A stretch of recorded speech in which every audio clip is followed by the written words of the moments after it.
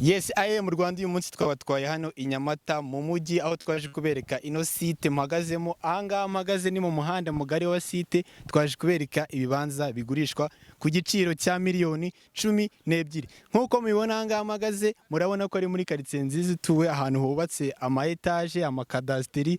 Nawe nahawe nguze ucagura ikibanza kuri miliyoni 12, 13. Ibibanza byiza bifite ubuso 300, hari n'ibibanza bifite ubuso 320.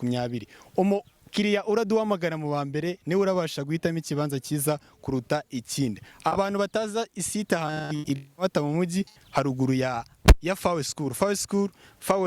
Ikigo cya Fawe kiri hano hepfo. Hanyuma hano imbere yanjye ni kuri stade ya Bugesera. Urabona ko site iri hagati y'amakaburimbo abiri.